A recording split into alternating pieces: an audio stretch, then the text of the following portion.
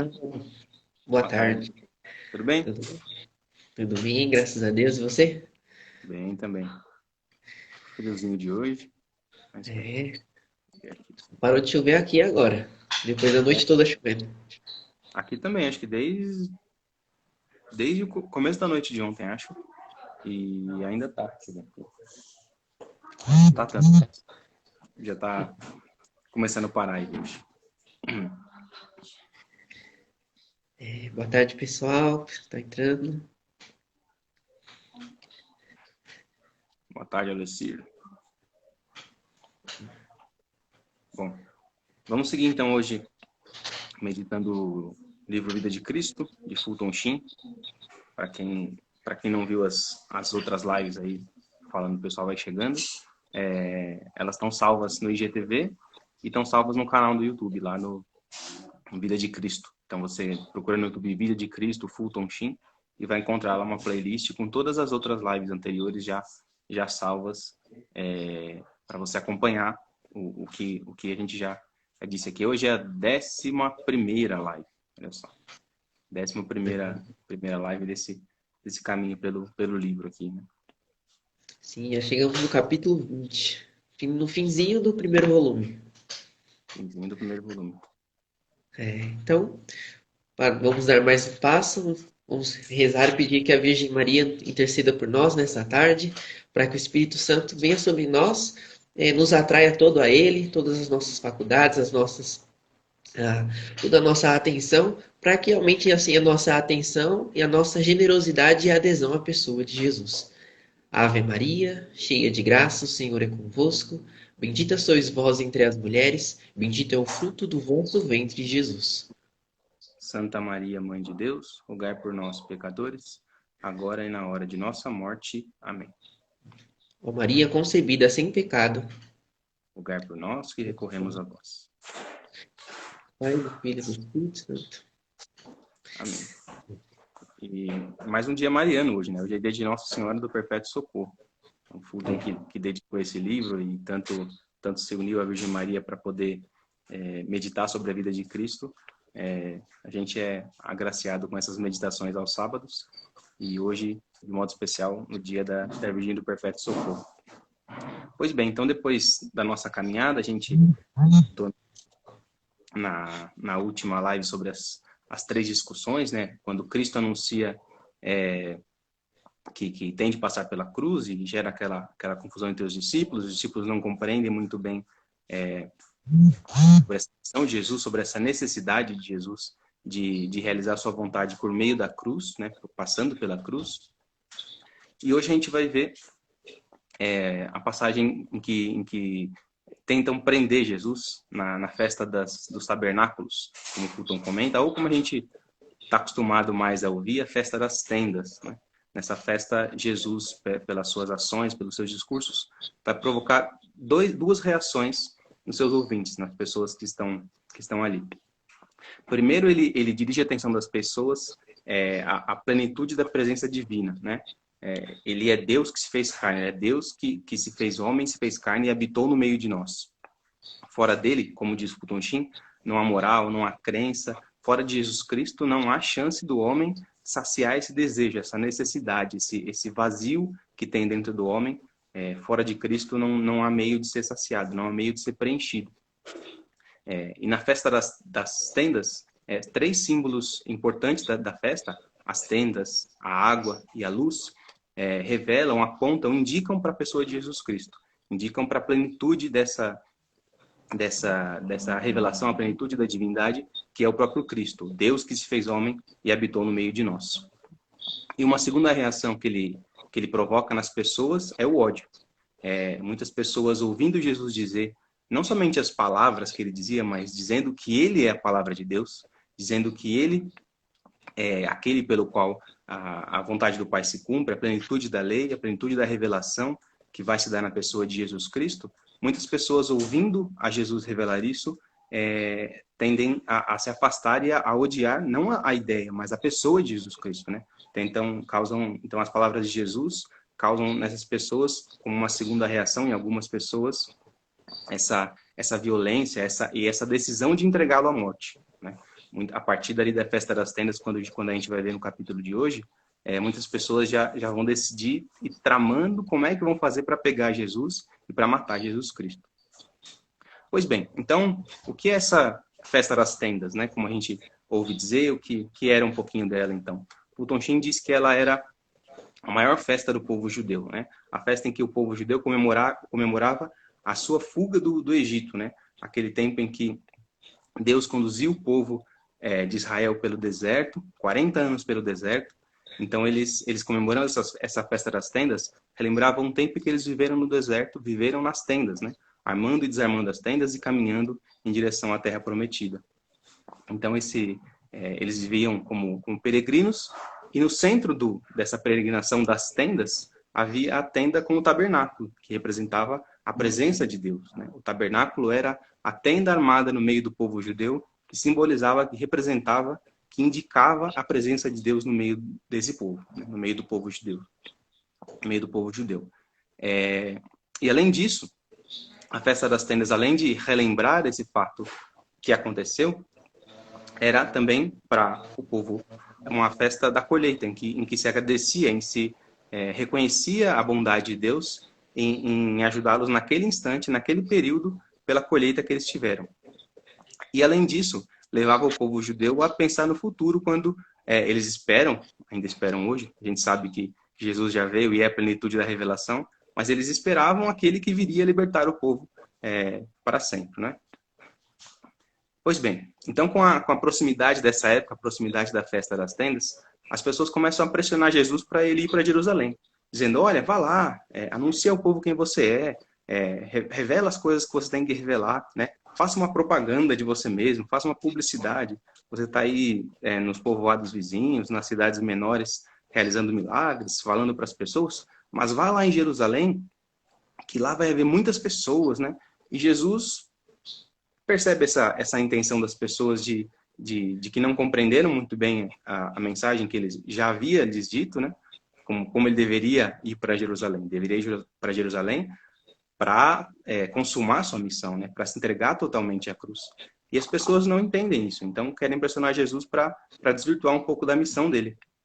E ele percebe essa intenção das pessoas, né? A sua hora não tinha chegado ainda, e ele diz para eles, não, podem ir. No entanto, Jesus não diz para eles que ele não vai à festa das tendas, diz a eles para irem sem ele, né? Jesus então vai a Jerusalém às escondidas. Todos os apóstolos, todos os companheiros de Jesus ali, os discípulos, vão a Jerusalém à festa das tendas, sem saber que Jesus está lá, e Jesus vai meio que às escondidas, meio que ocultamente, né? Como tantas vezes vem a nós em tantas situações em que a gente não percebe muito bem a presença de Jesus naquela situação. A gente vive a vida armando e desarmando tenda, né? Trabalha aqui, trabalha ali, muda de emprego, muda de casa, muda de amigos, muda de bairro, muda de país, e vive armando nossas tendas e desarmando em vários lugares pelos quais a nossa vida vai aparecendo. No entanto, a gente às vezes não percebe a presença de Jesus no meio das tendas que a gente arma, né? No meio do nosso povo, no meio das situações que a gente vive, no meio daquilo que Deus permite a gente viver, e Deus encaminha a gente a viver. E Deus dá a certeza da sua presença no meio de nós, por meio de Jesus Cristo, né? Nossa vida, então, vai sendo esse caminhar pelo deserto, conduzido por Deus, né? Tendo a certeza da presença de Jesus Cristo conosco. Essa é um pouco da nossa caminhada, da nossa relação com a festa das tendas, né? E a festa das tendas também era a festa da colheita, né? Como eu disse. Era a festa em que eles celebravam e agradeciam a Deus pela colheita que tiveram naquele ano, naquele tempo. E a primeira das coisas que une essas duas comemorações, né? A comemoração daquele fato em que o povo caminhava no deserto, armando e desarmando suas tendas, e a colheita. Então, o que unia primeiramente essas duas coisas é a água. A água que milagrosamente surgiu na rocha quando Moisés bate na rocha, e ela sacia o povo de água no meio do deserto, né? Não há água. Então Moisés, orientado por Deus e conduzido por Deus, bate na rocha, dela emana água, dela brota água que sacia a sede do povo. E a água é aquela que também irrigou as plantações, né? É permitida por Deus, dada por Deus para aquele povo, é a água que irriga as plantações e permite com que a colheita seja frutuosa, né? A colheita seja muito grande. Então a água permitiu aquele povo ser conduzido, ajudou aquele povo a ser conduzido até a terra prometida, e a água ajudou a colheita daquele povo naquele instante em que é celebrada a festa das tendas. A água, ela foi sempre um símbolo de bênção espiritual, né? Sempre um símbolo de que aquilo que vem de Deus e nos reveste dessa proteção, dessa bênção espiritual. É a água que dá a vida que esse povo esperava, né? E Jesus, como havia dito, ele não veio abolir a lei, mas levá-la à plenitude. Assim, ele mesmo diz que esses ritos que a água era encaixada no rito da festa das tendas, essa água era a plenitude, ele mesmo era a plenitude dessa realização. Vou ler um trecho para vocês aqui para ficar mais claro. Onde Jesus diz: se alguém tiver sede, venha a mim e beba. Quem crê em mim, como diz a Escritura, do seu interior manarão rios de água viva. Então, Jesus diz que dele virá água viva. Não mais da rocha que estava no deserto, não mais dos céus que apenas dá àquele povo a colheita daquele ano, o alimento, aquela colheita boa e frutuosa, mas a água viva, a água que vai dar àquele povo a vida eterna. Então é dele mesmo que vem. E ele segue dizendo, João Evangelista segue dizendo, é isso, Jesus, referindo-se ao Espírito que haviam de receber os que crescem nele, pois ainda não fora dado o Espírito, visto que Jesus ainda não tinha sido glorificado. Então, essa água viva que vai brotar de Jesus Cristo, essa água viva que vai brotar e vai dar vida de verdade às pessoas que bebem da fonte de Jesus Cristo, é o Espírito Santo, que haveria de ser enviado pelo próprio Cristo depois da cruz, depois da consumação da sua missão. Ele ainda não havia sido glorificado, como diz João. Ele ainda não havia voltado ao Pai, não havia passado pela cruz, não havia voltado ao Pai, e, portanto, o Espírito não poderia ser enviado. Mas Jesus já ansiava por isso, já esperava, já desejava enviar o Espírito Santo a todas as pessoas.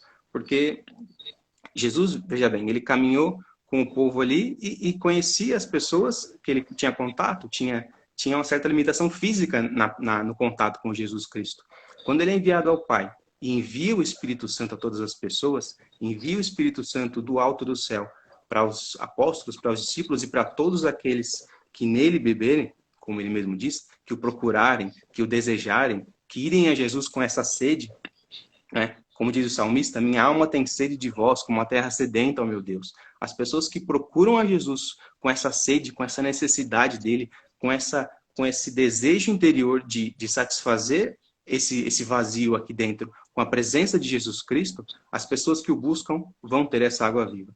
Todas as pessoas de todos os tempos que procuraram a Jesus Cristo, verdadeiramente, que procuraram com o seu interior, com a verdade dos seus corações, procuraram insistentemente a Jesus Cristo, ele envia o seu Espírito Santo e faz presença nessas pessoas, e arma sua tenda no coração dessas pessoas. Então, o Espírito Santo vai ser enviado por Jesus Cristo após a volta ao Pai, para que ele arme a sua tenda no seu coração. Então, suplicando a presença do Espírito Santo, suplicando a Jesus que ele envie o seu Santo Espírito, assim nós suplicamos a Jesus Cristo que ele faça também a presença no meio de nós, que ele faça a presença nos nossos corações e siga conduzindo a nossa vida. Não é? Pois bem, então uma segunda característica da festa das tendas que une essas duas coisas, né? A memória do tempo em que passaram no deserto e a colheita e a espera também com que eles tinham daquele que viria, era o fogo, né? A coluna de fogo conduzia o povo israelita à noite no deserto, iluminava aquele povo, direcionava e guiava aquele povo pelo deserto. E na festa das tendas eram a ser os dois grandes candelabros para lembrar eles desse tempo e para lembrar que Deus acenderia neles a luz das nações, a luz de todos os povos. A luz era a glória de Deus presente no meio do povo. Aquela coluna de fogo que conduzia o povo pelo deserto e aqueles grandes candelabros que eram acesos na festa das tendas indicavam ao povo israelita que Deus era a luz de todas as nações que haveria de conduzir o seu povo desde sempre e para sempre. Pois bem, então diante disso Jesus diz: eu sou a luz do mundo. Quem me segue não andará nas trevas, mas terá a luz da vida. A luz da vida não é a lei, não são os mandamentos, não é uma doutrina, não são os ensinamentos de Jesus Cristo, mas é Ele próprio. Ele não diz a luz é a minha doutrina, a luz são os mandamentos, a luz é o que eu digo. Não, ele diz eu sou a luz. A luz é a pessoa de Jesus Cristo. A pessoa de Jesus Cristo que ilumina toda a lei, que ilumina todos os mandamentos, que ilumina todos os ensinamentos. A pessoa de Jesus Cristo, que é a própria luz, é a luz que vai conduzir todas as nações. Porque há nações em que a palavra de Deus não é tão conhecida, as Sagradas Escrituras não são tão conhecidas, mas a pessoa de Jesus Cristo pode ser conhecida, apesar disso, né? Que as pessoas, você pode ter acesso à pessoa de Jesus Cristo, chegar à pessoa de Jesus Cristo desejando, buscando verdadeiramente a verdade, a bondade, a beleza em cada coisa, e por meio disso muitos povos chegam à verdade, à pessoa de Jesus Cristo, que é a verdade, o caminho e a luz, como ele também diz num outro momento. Mas ele é a luz que ilumina tudo isso, ele é a luz que ilumina o povo, ele é a luz que guia o povo por toda a sua vida, ele é a luz que indica o caminho que é ele mesmo, né? É curioso, ele é a luz e é o caminho, ele é a luz que ilumina o caminho pelo qual o povo vai chegar à terra prometida, à vida eterna, não é? Pois bem, e diante disso que Jesus anuncia, que ele é a luz, que ele é a tenda armada no meio do povo, a presença de Deus no meio do povo, o homem, Deus feito homem, que dele brotarão rios de água viva para conduzir o povo. Então, algumas pessoas começam a tramar para prender Jesus, para matar Jesus, com ódio à pessoa de Jesus Cristo. No entanto, isso não vai acontecer até que ele decida se entregar, até que ele decida oferecer em sacrifício para consumar toda a sua obra de redenção da humanidade, até o sacrifício dele na cruz. Fulton Sheen diz uma frase muito bonita nesse capítulo. Ele diz que a maior separação entre Jesus e os homens é a diferença entre mente e coração. Ele diz que eles não vão conseguir prender Jesus por uma distância, né? Eles não vão conseguir prender Jesus. Não é a distância que separa o homem de Jesus Cristo. Não é essa distância física, mas a distância entre mente e coração. A diferença entre raciocínio e coração. Entre mente que pensa, que elucubra as coisas, e o coração. Então, essas duas coisas, na verdade, elas têm que ser equalizadas, elas têm que ser equilibradas, elas têm que ser uma força que, unida, leva o homem a Deus, né? Porque se o homem é muito ligado somente ao raciocínio, ao racionalismo, ele é desvirtuado daquilo que deveria realizar. Se o homem é muito ligado ao sentimentalismo, ele é desvirtuado daquilo que deveria fazer também. Então, essas duas coisas elas têm que estar unidas, para uma proteger a outra, né? A verdade, a verdade pensada, a verdade raciocinada é protegida pelo amor, é protegida pelo coração. E o coração, de fato, é protegido pela verdade, né? Os sentimentos, se você tiver uma desordem nos sentimentos, não pensar antes de realizar as coisas, se for guiado só pelos sentimentos, vai acabar fazendo besteira. Então, os sentimentos têm que ser calcados, têm que ser firmados na verdade de quem pensa. No entanto, só se você pensar em ideias e ficar pensando, puxa, será que essa ideia é verdadeira? Será que essa ideia é falsa? Sem considerar o amor de Deus, sem considerar o amor que Deus infunde em nós, em nosso coração, e nos dá a conhecer, se a gente ficar pensando nisso sem considerar esse amor, a gente tende e pode cair no erro de aderir a ideologias, né? A pensar em ideias e não saber se aquela ideia é verdadeira ou falsa, e aderir a uma ideia falsa, né? Por meio desse amor de Deus, ele vai protegendo essa verdade, protegendo a nossa ideia, protegendo o nosso raciocínio de aderir a ideias falsas, tá?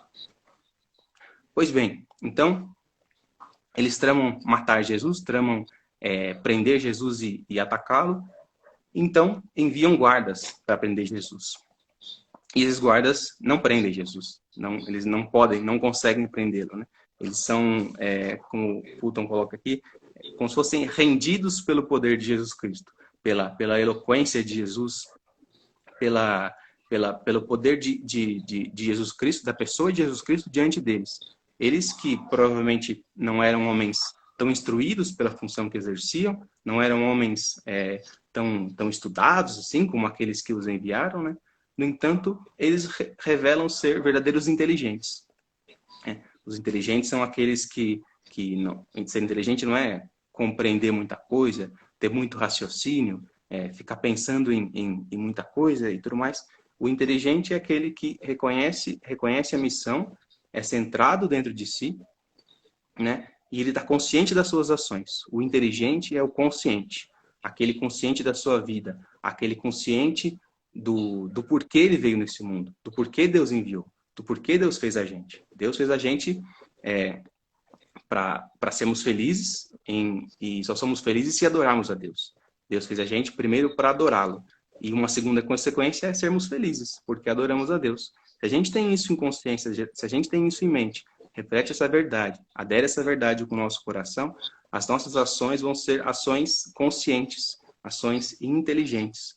O inconsciente é aquele que vive fora de si, aquele que vive, as ações dele são pautadas nos seus sentimentos, nos seus gostos, nas suas paixões, e muitas vezes são ações, na maioria das vezes, erradas. Ele vai vivendo uma vida sem pensar, né? Vai vivendo uma vida... se você perguntar para ele assim, por que você faz isso? Ele para e não sabe te explicar muito bem por quê. Não sabe te explicar muito bem para onde é que ele está indo, para onde é que ele está sendo conduzido, o que é que ele espera com aquela ação dele. Ele só faz por instinto, como um animal que não pensa, né? Realiza porque tem que realizar. Não, esse é um inconsciente, esse não é um ser inteligente.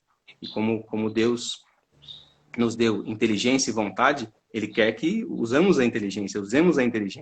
E só podemos ser verdadeiramente inteligentes, conscientes daquilo que realizamos, conscientes daquilo que temos que realizar nessa vida, se a gente se une a Deus, se a gente se une à pessoa de Jesus Cristo, se aproxima da verdade, se aproxima da luz, que é o próprio Cristo, pede a Ele suplicantemente o Espírito Santo e deixa que Ele se faça presente no meio de nós, que Ele arme a sua tenda no nosso coração.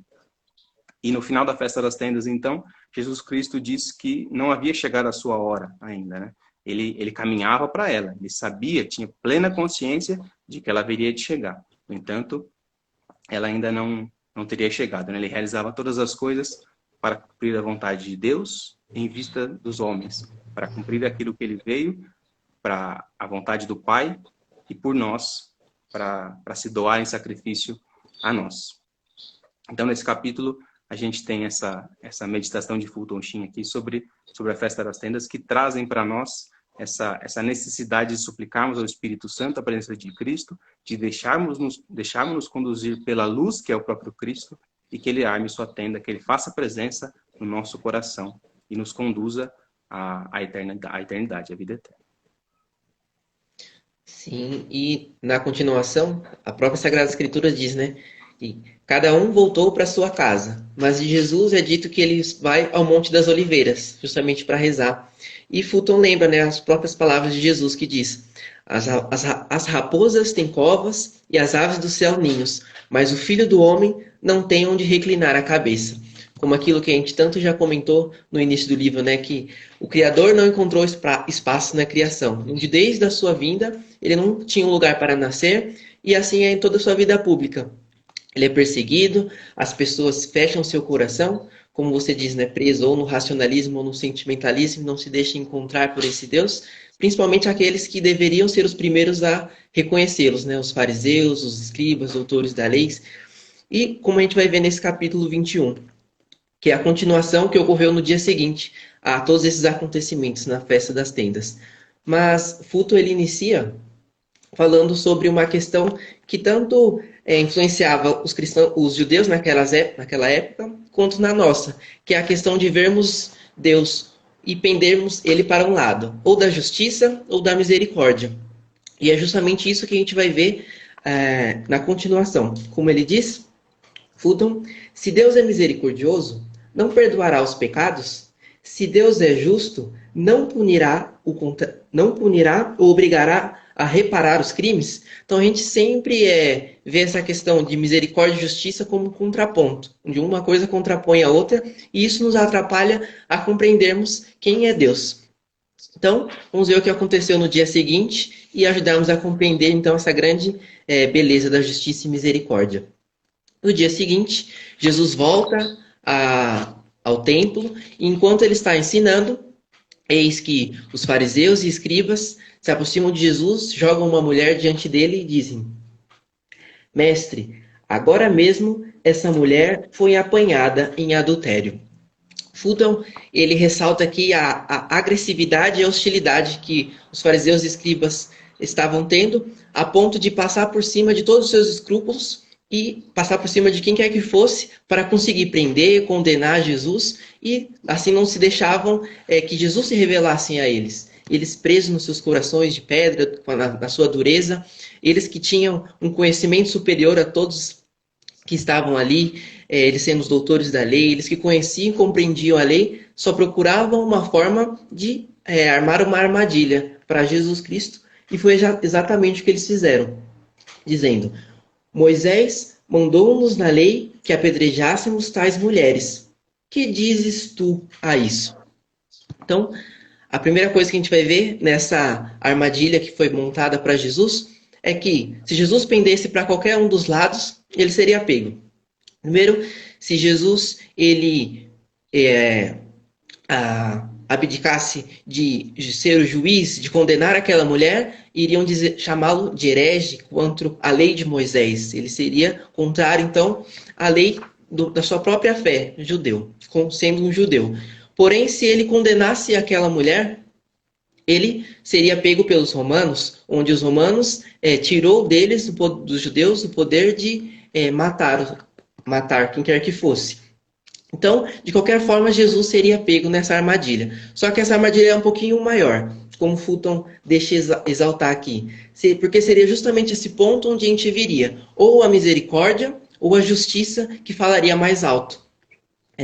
Como ele mesmo diz, se Jesus absolvesse aquela mulher, ele cairia em contradição com as suas próprias palavras, quando disse: Não julgueis que vim abolir a lei dos profetas, não vim abolir, mas levá-los à perfeição. Levar à perfeição a lei de Moisés, que os escribas e fariseus acabaram de dizer. Mas, se Jesus, pelo outro lado, se ele condenasse aquela mulher, também cairia em contradição com as suas palavras, quando disse: O Filho do Homem veio procurar e salvar o que estava perdido. Então, como Fulton diz, já que dissera ser Deus, a lei de Moisés deveria derivar dele.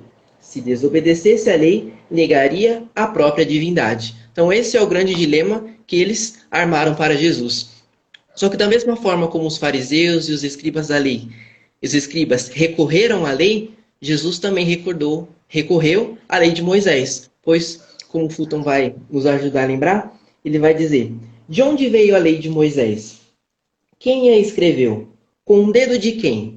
E assim ele nos lembra a passagem do Êxodo, quando Moisés desce do Monte Tabor, né? Do Monte Sinai. Moisés desceu da montanha, segurando nas mãos as 2 tábuas da lei que estavam escritas dos 2 lados. Eram obra de Deus. E as escrituras nelas gravadas era a escritura de Deus. Então, as escrituras foram gravadas pelo próprio Deus. E o que Jesus faz quando ele é questionado? Jesus, porém, se inclinou para a frente e escrevia com o dedo na terra. E aí Fulton faz, então, essa brilhante ligação, mostrando que Jesus se revela como o próprio Deus que escreveu as leis. E por isso ele é o único que pode levá-la à perfeição, à completa perfeição.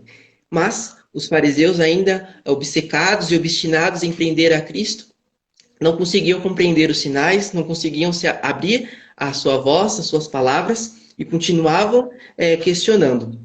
Como eles insistiam, ergueu-se Jesus e disse-lhes: Quem de vós estiver sem pecado, seja o primeiro a lhe atirar uma pedra. Inclinando-se novamente, escrevia na terra. Então, Jesus, ele usando justamente da misericórdia e da justiça, ele não nega o pecado e nem nega que o pecado precise ser redimido, mas ele tira dos homens justamente a função de julgar.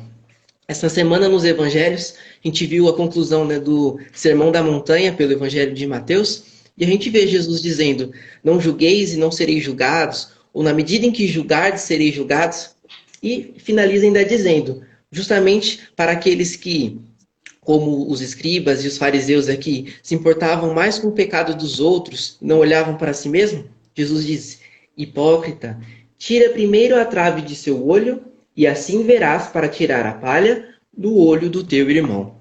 E como Fulton vai ressaltar aqui, a sociedade sempre nos impõe o que é aceitável. Quais são os pecados que são aceitáveis e quais aqueles que não são, que devem ser repudiados.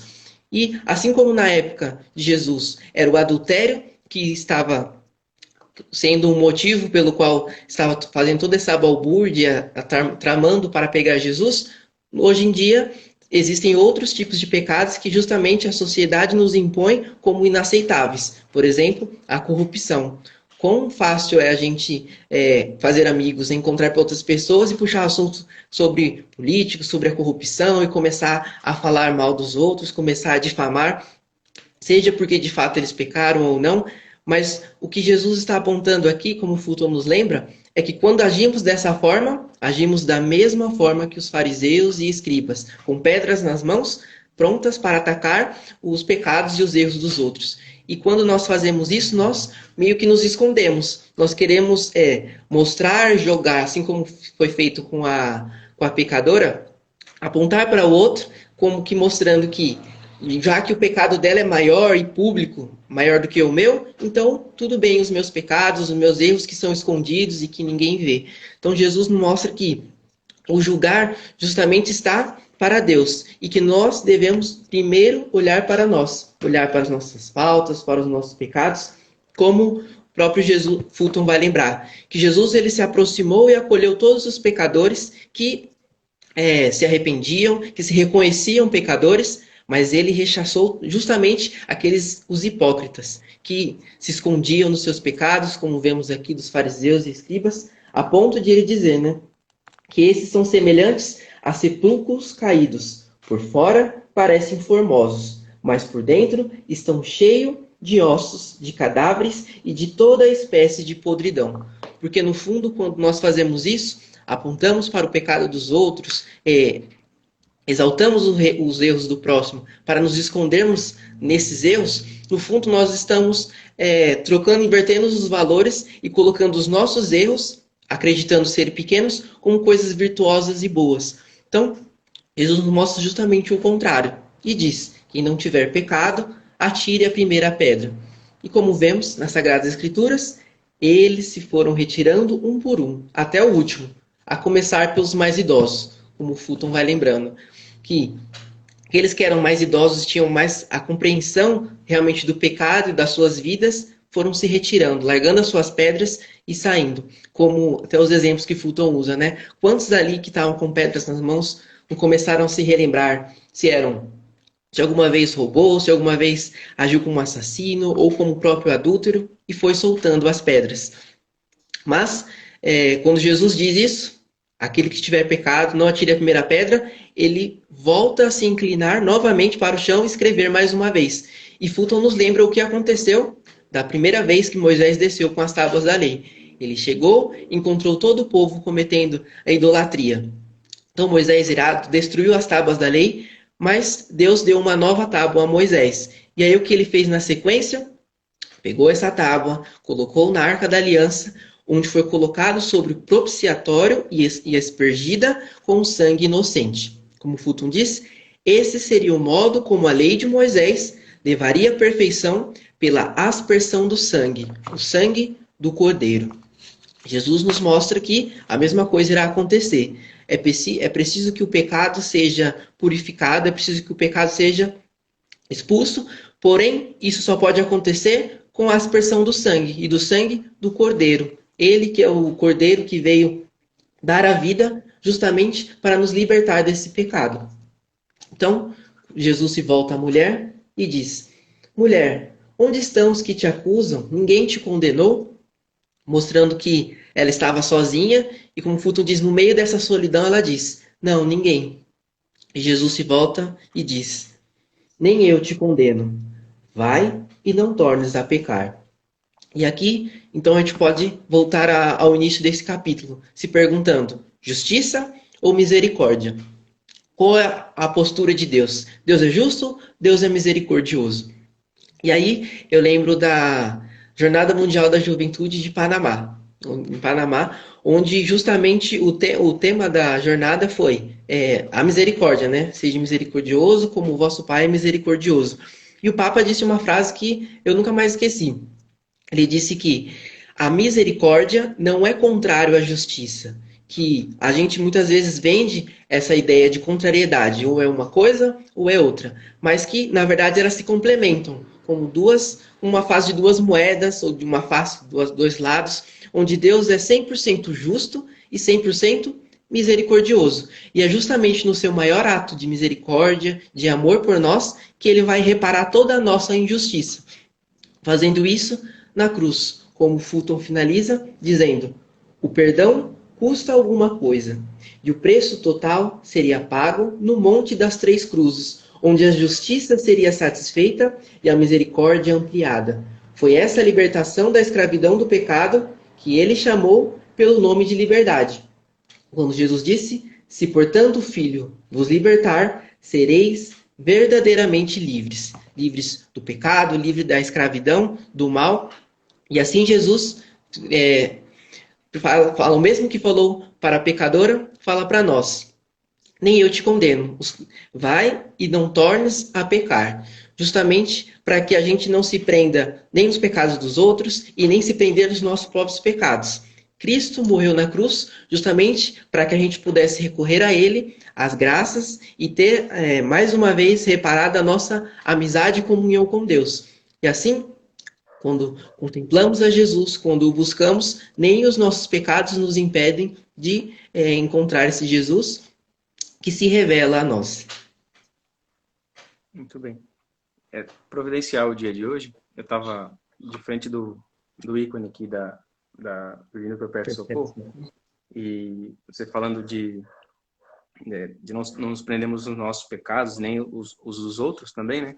Esse ícone é cheio de simbolismo, né? De simbologias que a gente aprende e tem conhecimento, e poderia, de repente, numa live até falar sobre ele, olha só. Mas tem aqui um que é bastante significativo para falar sobre isso, que é essa sandalinha de Jesus aqui, né? A Virgem Maria, que aponta o caminho, aponta Jesus Cristo, e essa sandalinha pendurada aqui por um fiozinho, né? Por um fiozinho nos pés de Jesus Cristo. Como tantos e tantas pessoas que vivem suas vidas, às vezes em meio a pecados, às vezes nós mesmos estamos por um fiozinho presos a Jesus, né? Por um fiozinho fino presos a Jesus ali, e esperando que alguém nos indique o caminho, né?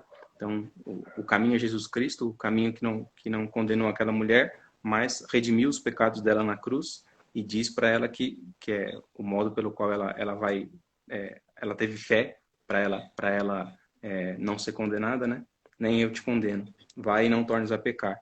E a gente possa, para essas pessoas que a gente encontra e que a gente desejaria que essa pessoa estivesse bem unida a Jesus Cristo, que a gente faz com a Virgem Maria, né? Ponte o caminho para que essa pessoa aqui presa por um fiozinho aos pés de Jesus, presa por um fiozinho a Jesus Cristo, volte totalmente a Ele, e rezemos por nós e por essas pessoas, tantas pessoas que precisam de nossas orações para se voltar a Deus, né? Unidos à Virgem Maria, unidos a Jesus Cristo, para realizar a vontade do Pai. Exatamente. Rezemos por essas pessoas, que muitas vezes é até nós mesmos, né? Que necessitamos das orações para resistir nesse fiozinho. E assim a gente conclui. Sim. E assim a gente conclui mais um capítulo. Agradecemos todos que participaram mais uma vez conosco. Então...